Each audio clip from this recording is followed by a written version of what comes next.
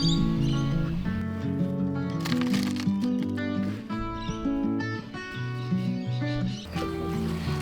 so many here.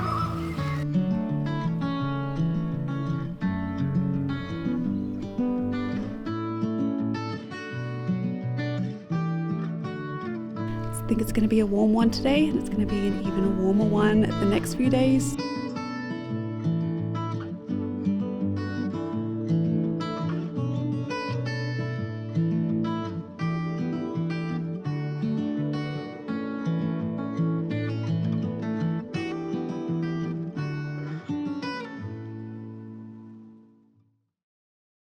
Good morning everyone, welcome back to another video.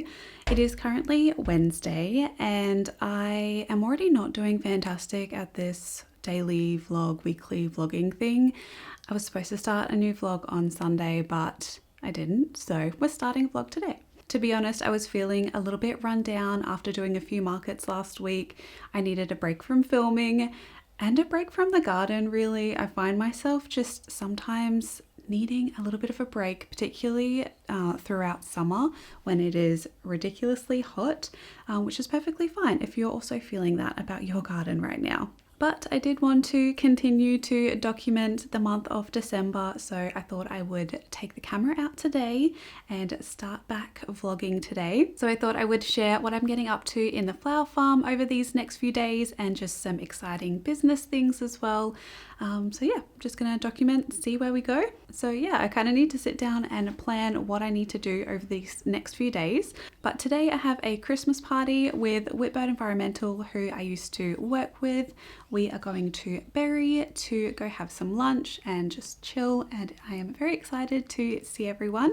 I might do a little bit of shopping in Berry as well, I think. And then this afternoon, I really want to come back and I have a few seeds that I want to plant. So I'm going to share just what I'm planting right now in terms of food. I really want to get some more tomatoes planted or sowed, I suppose you could say, and maybe pumpkin and watermelon because I'm very late to the game this year, but it's perfectly fine.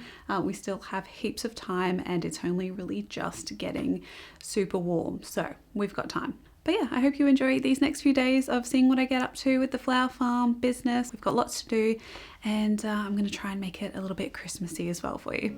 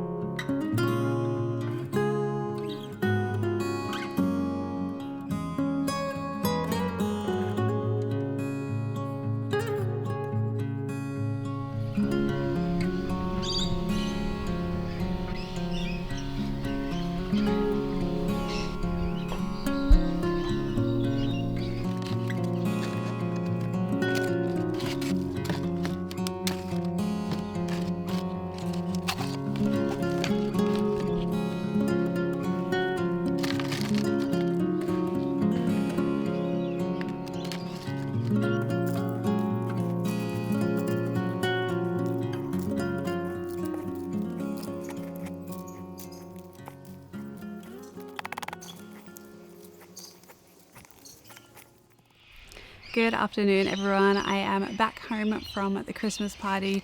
It was so lovely to catch up with everyone. We had some pizza and just kind of caught up on life. It was really nice, and then I did a little bit of shopping afterwards because Berry has some really nice stores, so I did a little bit of Christmas shopping and I bought a few extra ornaments that I will add to the tree this afternoon. But I am back home now and it is about 6 o'clock, so it's getting a bit later, although it is so light at the moment. I always forget just how long the summer days are. But I have some seeds here and I want to just plant a few because I am so late to planting some veggies in the garden. I've been very focused on flowers. Also, it's afternoon, evening. The birds are just going a little bit crazy right now, so there's some surrounding lorikeets and galahs that have just been going a little bit mental. But for seeds, I have a few here. A lot of these are from the Whitburn Environmental Seed Subscription Pack, which I know you've heard me talk about before, but if you haven't, Whitburn Environmental runs a seed subscription pack where you get sent 3 different seed packets each month. They're sent right to your door and they're tailored for the time of year when they should be in the ground, give or take a few months just depending on your climate, because Australia has so many different climates in it. But yeah, you can choose from monthly, 6-month and 12-month subscriptions. They're a great Christmas present if you're after something a little bit different, or if you have gardeners that you know of that you need to do some Christmas shopping for. You can use my discount code. I'll put it here on the screen, which is NaturePatch5, and you get a little discount on the Whitburn Environmental store. And I just wanted to say I'm not paid to say any of this, but I was gifted these seeds, so just want to be transparent. But yeah, I've worked for Jeff for a few years now and really like his products. The seeds are really interesting, and I think it's really fun just to receive different seed packets in the mail each month. It's like a little gift each month, so I really enjoy it. And yeah, there's a really great variety as well. Today I have a few different ones that I'm planting. Firstly, I'm going to be planting some jalapenos. We really enjoy these. I grow them most years and you just get a really good yield on these plants, in my opinion. I've also got the silvery fir tree tomato. This one I have been really intrigued by because Jeff was saying it's kind of like a Christmas tree but in tomato form. I'm very intrigued to try this and also to see what the tomatoes taste like, but more so I'm interested just to see what the foliage looks like on this. So this one is a bushing variety of tomato with medium-sized red fruits, flavoured as a breakfast tomato with interesting silvery foliage and habit. So I'm excited for this one. I also have some black zucchini that I'm planting. I've also got golden zucchini and a few other tomatoes from the seed collection and Happy Valley seeds, I think. So I've got Totem tomato I'm going to try out again, Patio Supreme, and yellow pear cherry tomato. A lot of these seeds from the seed collection and Happy Valley seeds are quite old. I've had them for a few years, so I'm going to over sow them in the pots. And I do usually like to raise my tomato seedlings just because, you know, we do have bandicoots and I know there's like neighborhood cats and stuff that go through the garden, unfortunately. So I like to raise my seedlings and then plant them in the ground so that I know they're definitely going to come up. We also use homemade compost in the garden, and if you use homemade compost, you know that you usually get tomatoes popping up everywhere, so I want to know what variety of tomatoes they are. So I'm going to go sow these seeds, and that's pretty much all the jobs I wanted to get done in the garden today. But yeah, just wanted to have a nice relaxing afternoon today.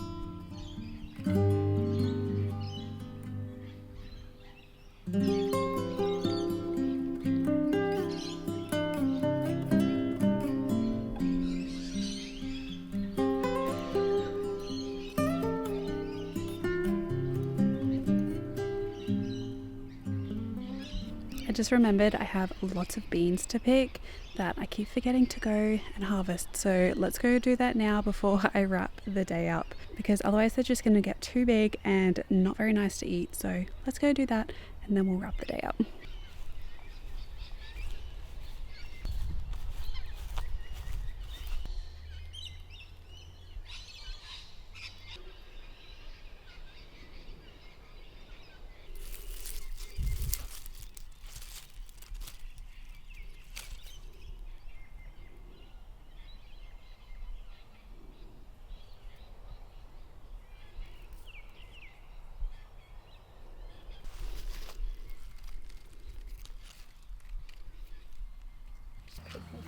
There's so many here.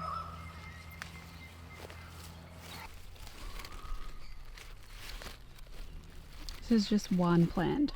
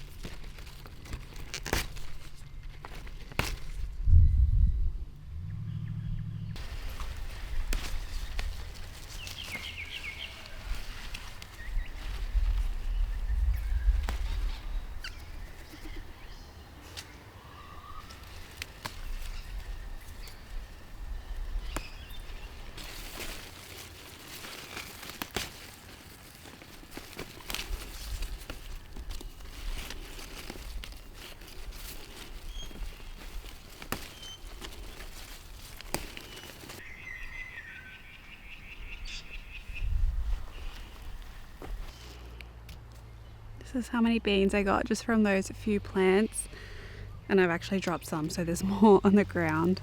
So this is a mix of strike green beans, the bush bean variety, and royal burgundy. These are my two favorite bush beans to grow, and I really haven't done anything to these plants. You really don't need to have a very pretty looking garden that is all nice and neat and tidy. You really just need to prioritize good soil health, obviously just making sure the weeds aren't competing with the veggies that you're growing or the flowers, and you'll get good harvests. I'm very happy with this. There are so many more little baby beans on those plants, and yeah, we're gonna have fresh beans for the week. I might even freeze some of these. We'll see how we go. We do go through a lot of green beans though, so yeah, I'm very happy.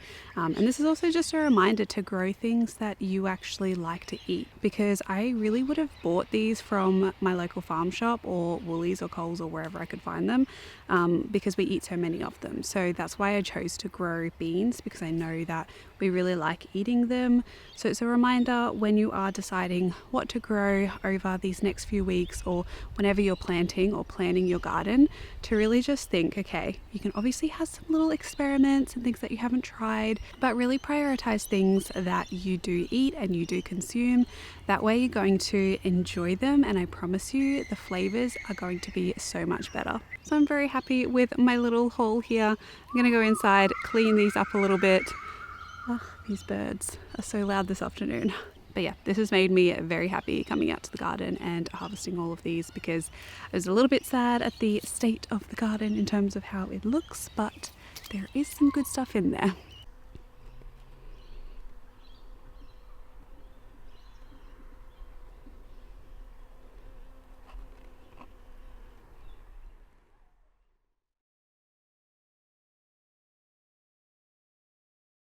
Good morning everyone, happy Thursday. I have had a little bit of a busy morning. I ended up harvesting a bucket of flowers because I got an order for some fresh flowers that was ordered last night. So I woke up pretty early and picked all of the flowers, and I'm actually about to head off to a friend's house now. She actually has a YouTube channel. Her name is Carly Hampton, and I would definitely recommend checking out her channel. I'll leave a link in the description box below. But we're just going to hang out for a little bit, catch up, maybe do a little bit of work together. We will see, but I'm excited to see her, and I think this is the last time I'll see her before her baby arrives, so I'm very excited for all of that. But yeah, I might get a few clips of us working just on my phone. I might leave my camera here. But yeah, I'm pretty happy with the flowers that I harvested this morning. I'll insert what they look like here. Just got a mix of different Sweet Williams, feverfew, a few sunflowers, and some nice foliage from the garden. And this one has been ordered as a gift, so I'll include a card in this arrangement as well. But I will arrange that this afternoon and then go deliver it. So yeah, I'll take you along for my day, see what we get up to. I think it's going to be a warm one today, and it's going to be an even warmer one the next few days. So yeah, we'll see how much gardening we can get done with this heat wave that we're apparently going to get on Saturday.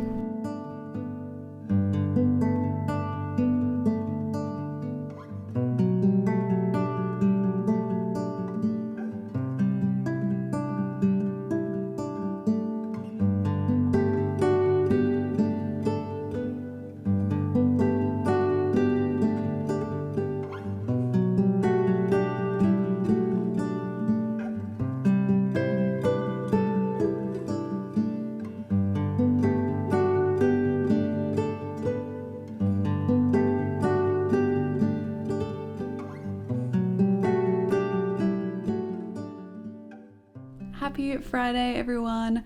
It is about 5 o'clock and I have just been inside editing all day, so it hasn't really been an interesting day, although in the morning I did clear one of the beds down at the flower farm. I had all my snapdragons, they have since gone over and I removed those, and I will prep that bed probably to plant zinnias in there, I think. But I think I might wrap this video up by talking about how I'm preparing for tomorrow. Tomorrow we're actually going to be having a heat wave here.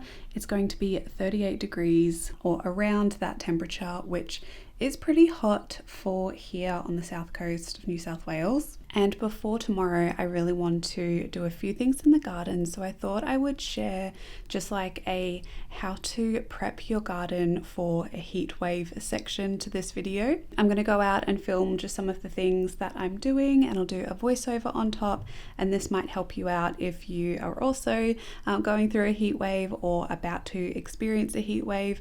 I know just the weather has been absolutely so crazy and up and down lately. Last week we were having flooding in the area, and this week we're having this crazy temperature increase. I know a lot of the plants are already kind of struggling with that, so yeah, it's going to be interesting to see what happens tomorrow. I'll film a little bit tomorrow, but I'll just include a voiceover for this next section to talk through what I'm doing, mainly because right now it is so windy outside and it's just really impossible to talk with the microphone out there.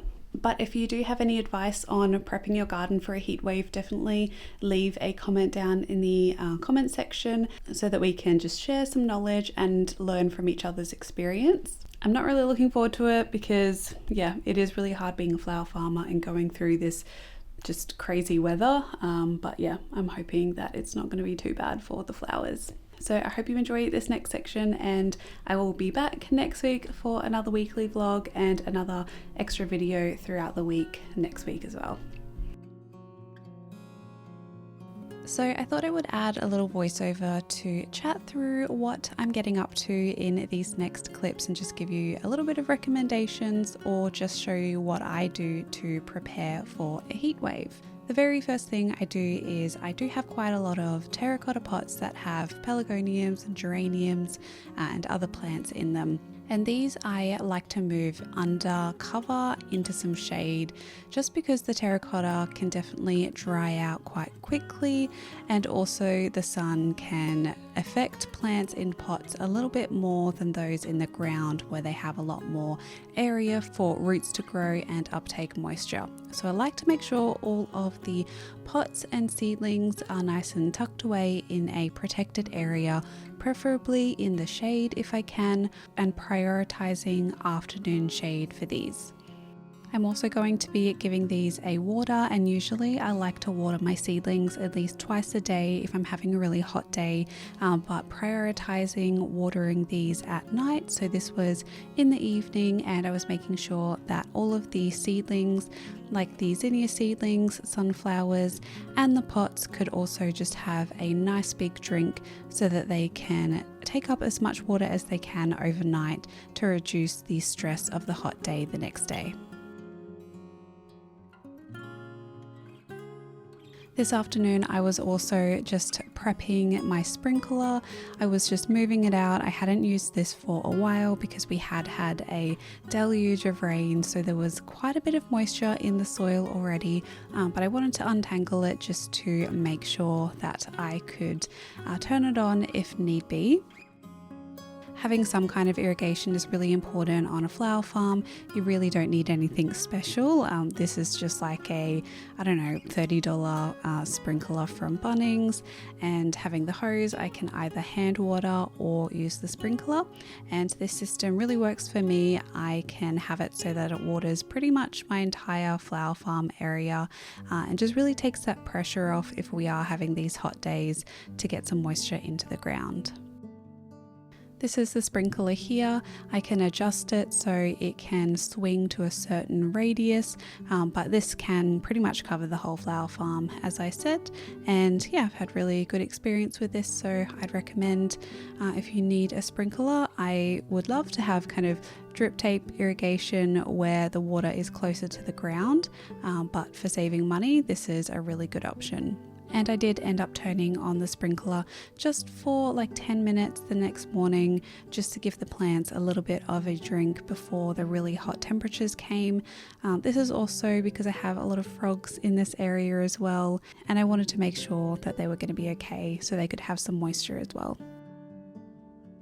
Another thing you should think about before a heat wave is actually just leaving your lawn alone. Cutting your lawn really short can increase the potential of the sun actually burning your grass and even killing some of the grass. So I'd recommend just keeping your lawn how it is. Mine definitely does need a mow, but I am really happy to see some things like basket grass and other native dichondra popping up. These are a really great alternative to lawns, and they stay really nice and short. They look really pretty, so I am kind of just like encouraging this throughout the garden because I would love to not have to mow this lawn because it is a very large backyard.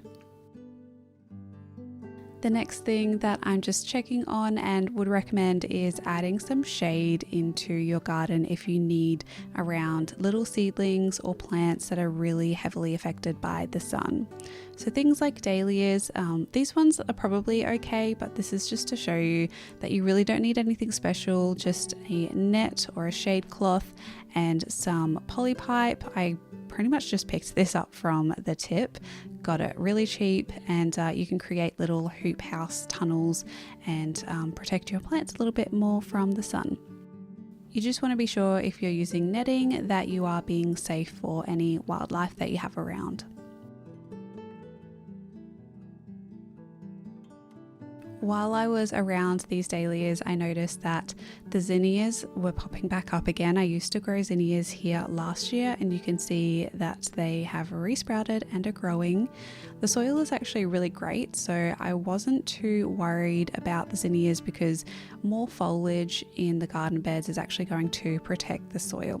So I would avoid weeding if you can before a heat wave, but if you have to, I'd probably recommend placing the foliage or the weeds that you have, if they don't have seeds on them, around seedlings or other plants that you have, just to protect the soil a little bit more, which will also protect the plant roots that you have. The next thing that I did was some mulching, and this is something that I would highly recommend before a heat wave if you have the time and the ability to get some mulch. And I'm going to use this around some of the smaller trees in the garden.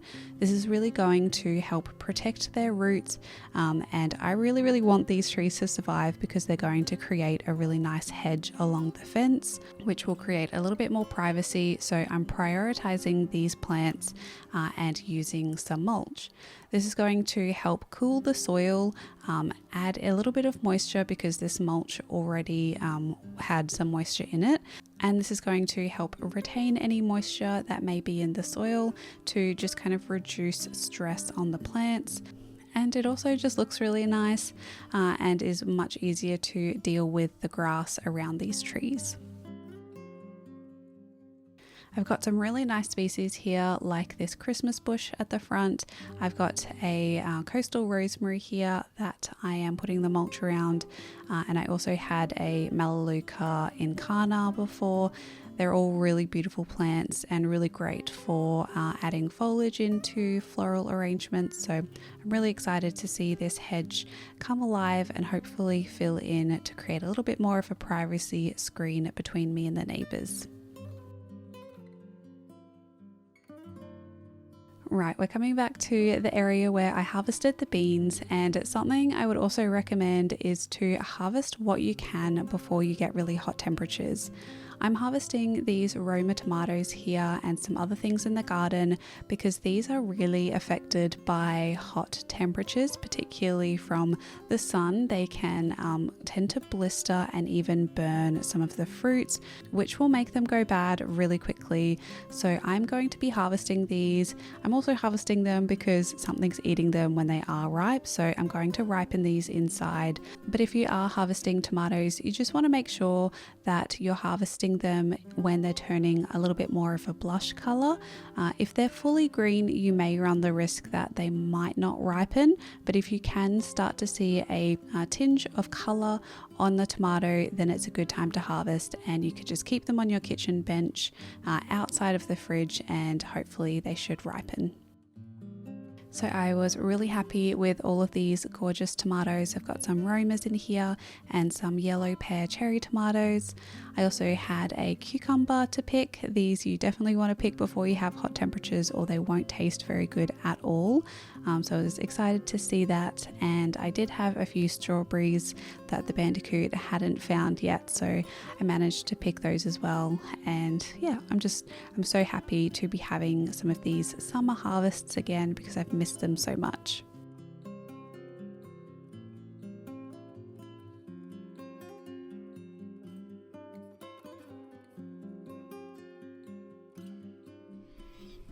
The next morning was the really hot day, which is actually today from when I'm doing this voiceover, and it has been a very hot day, let me tell you that. I wanted to just make sure that some of the wildlife had some more water around the garden, so this is something that I definitely recommend, and adding sticks or rocks into different water bowls is a really good idea just to make sure pollinators can get in and out of the water, and any other little frogs that may be around. I know there's a few frogs that live in the rhubarb here, so I wanted to give them some water. And we also have a few bird baths around that I'm just making sure that they have some fresh water if they need. And yeah, I always worry about the wildlife on these really hot days because I do see some of the birds struggle around, and it makes me so sad. So I want to do everything that I can to provide them with a little bit of food and shade with all of these beautiful trees, so hopefully they did okay. And I also wanted to make sure my worms were okay. So I have some worm farms here, which I just hose off and I add towels onto the top because they are in the sun for a little bit. I also make sure I freeze some food scraps. So the night before, I just added a container of food scraps into the freezer. There was like some carrot peels, mushrooms, tea leaves, leftover celery bits, lots of different stuff in here, and I made sure to give this to the worms, and I like to just lay this on the top of the worm farm, and then it'll kind of slowly melt, and once it fully melts I'll mix it in, add a little bit more carbon into the worm farm, but this definitely does reduce the overall temperature in the worm farms. And lastly is to just observe, see what's going on when you do have the heat wave with your plants so that you can learn from next time. Today was super hot, but thankfully all of the plants seem to have done really well. But if you've got any more tips on how you can prep for a heat wave, I would love to know. But thank you so much for watching this video, and thank you so much for being here. I hope you're having a lovely day wherever you are in the world, and until my next one, happy gardening everyone. Bye.